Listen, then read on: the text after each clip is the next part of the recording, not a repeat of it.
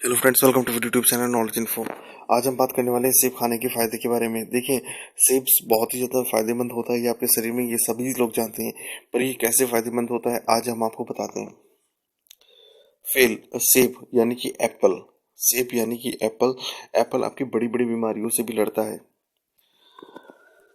जो लोग सुबह सेब का सेवन करते हैं यानी कि सेब खाते हैं तो उनको जो है बहुत ही ज़्यादा फायदे, उनको जो है सब स्वस्थ रहने में बहुत ही ज़्यादा फायदेमंद महसूस होता है, क्योंकि जो लोग सेब का रोज़ाना सेवन करते हैं उनको प्रोटीन कैल्शियम जो उनके शरीर में होता है वो उनको मिलता है, यानी कि सेब के माध्यम से उनको प्रोटीन और कैल्शियम मिलता है। और सबसे अच्छी बात यह है कि सेब खाने वाला व्यक्ति चुस्त तंदुरुस्त रहता है, प्लस उसके चेहरे में रौनक रहती है यानी कि चमक सी रहती है।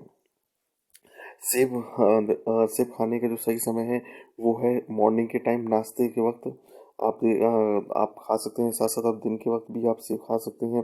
और सेब आपकी जो जो आपकी एज फैक्टर्स होता है, यानी कि जो उम्र का होता है, मतलब उम्र के हिसाब से भी आप खा सकते हैं। जो लोग